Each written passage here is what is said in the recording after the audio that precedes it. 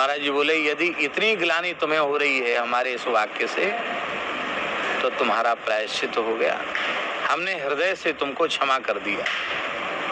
देखो पंडित जी,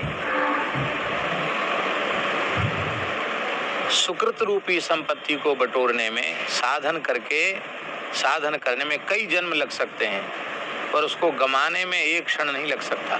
हमको कोई कुछ भी कह जाता, उत्तर दे जाता, हम कभी किसी से कुछ कहते नहीं, पर इतने लंबे समय में तुमने यह एक वाक्य तुमने कहा, इसलिए मैंने तुमको सावधान करने के हिसाब से कहा कि पंडित जी सब गुड़ गोबर। वो बात शायद जब तक शरीर है तब तक ये बात सब भूलें तो भूलें, ये बात नहीं भूलेगी। हम लोगों ने ऐसे ही अपने जन्म बर्बाद किए हैं। किसी ने किसी की और इस जन्म में भी कितने महापुरुषों की अवज्ञा नहीं हो रही है, जाने में हो रही है, अनजाने में हो रही है, स्वार्थवश हो रही है, दुराग्रहवश हो रहा है, किसी कारण से समझो। तमाम महापुरुषों की मन से, वाणी से, क्रिया से अवज्ञा हो रही है। फिर हम आशा लगाए बैठे हैं कि हम सीधे भगवान के निकट पहुंचेंगे, तो कैसे पहुंचेंगे भाई?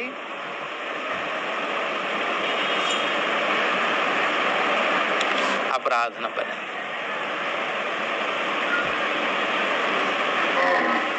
हम ये बात इसलिए कह रहे हैं कि अहिल्या की साधन रूपी संपत्ति में कसर नहीं थी।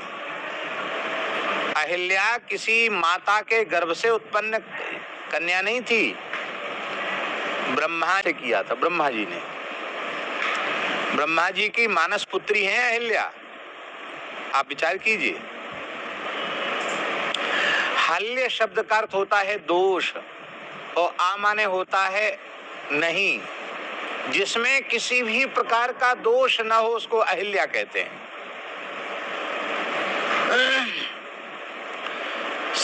पूरे ब्रह्मांड में जहां जहां जो सुंदर तत्व था, उसकी सुंदरता का सार ब्रह्मा जी ने लिया और लेकर के एक सुंदरी स्त्री का निर्माण किया, उसका नाम हुआ अहिल्या, जिसमें कहीं से कोई दोष हो ही नहीं।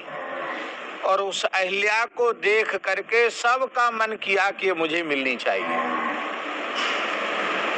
सबसे पहले मन देवराज इंद्र का हुआ कि हमको मिलनी चाहिए, क्योंकि मैं देवराज हूं, इतनी सुंदरी स्त्री तो हमको ही मिलनी चाहिए।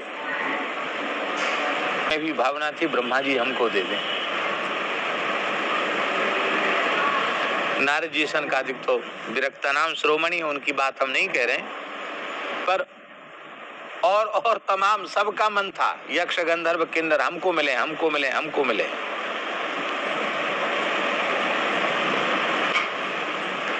सब यही चाहते थे, हमको मिले, हमको मिले, हमको मिले। उस सभा में केवल एक गौतम महर्षि ऐसे थे जो अहिल्या को देख कर भी सर्वथा निर्विकार बने रहे। ब्रह्मा जी ने देखा कि यह अपूर्व सुंदरी स्त्री ऐसे, ब्रह्मा जी ने कहा कि इससे बहुत से लोगों के विवाह का मनोरथ है, तो गौतम महर्षि हम तुम्हारे पास धरोहर के रूप में इसको रख रहे हैं, जब हम मांगे तो हमको दे देना। कहा जो आज्ञा पितामह। और 1000 वर्ष तक अहिल्या जी गौतम महर्षि के पास रही। कितने समय तक? साल 2 साल नहीं, 1000 वर्ष तक। और उस 1000 वर्ष में भी महर्षि गौतम के मन में विकार उत्पन्न नहीं हुआ। धन्य है महर्षि गौतम को, प्रणाम है उनके चरणों में, उनकी चरणरज हम अपने मस्तक पर धारण करते हैं। कैसे निर्विकार महात्मा, अत्यंत एकांत अवसर हो और अहिल्या जैसी ब्रह्मांड सुंदरी, दिव्य सुगंध जिसके शरीर से निकलती रहती हो, ऐसी अपूर्व सुंदरी अहिल्या निकट में हो, फिर भी मन में भी विकार न आवे। 1000 वर्ष के बाद ब्रह्मा जी ने कहा लाओ, तो ये उनके मन में नहीं हुआ कि अरे कम से कम देखने में अच्छी लगती, देखते रहे, तो कुछ नहीं, हाँ ले जा।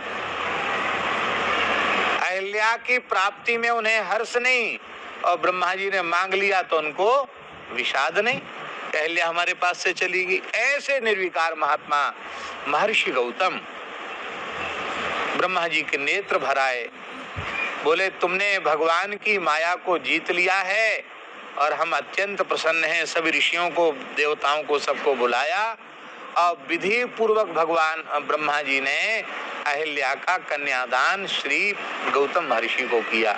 इस तरह से गौतम ऋषि की पत्नी थी अहिल्या।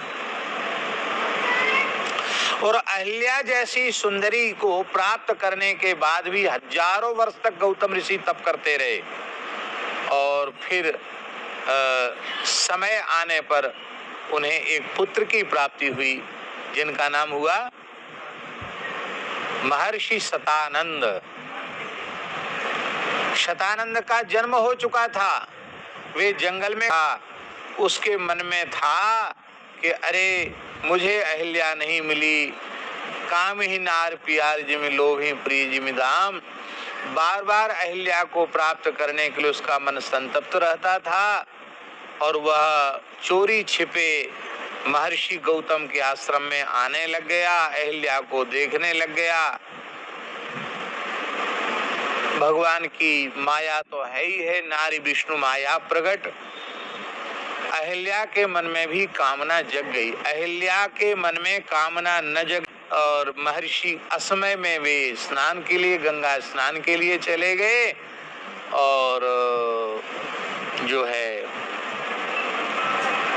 इंद्र ने गौतम के वेश में अहिल्या के यहाँ प्रवेश किया।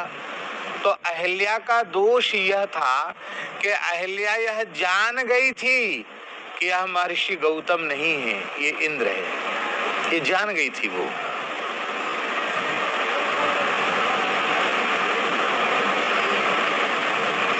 क्योंकि जिन महर्षि गौतम के पास हजारों वर्ष अहिल्या रही, उनके मन में कभी विकार भी उत्पन्न नहीं हुआ और वह ब्रह्मवेला में स्नान के लिए गए हैं और स्नान से के बीच में ही लौट के आ जा।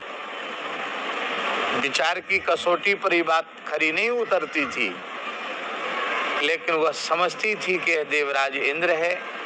इसलिए समागम के पश्चात, वाल्मीकि रामायण में वर्णन है, समागम के पश्चात अहिल्या ने कहा कि महर्षि के कोप से तुम अपने को और हमको दोनों को बचाओ और जल्दी यहाँ से निकल जाओ।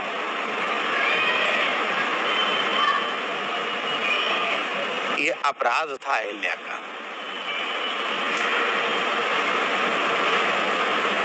इसीलिए महर्षि ने इंद्र को तो जाते जाते पकड़ में आ गया।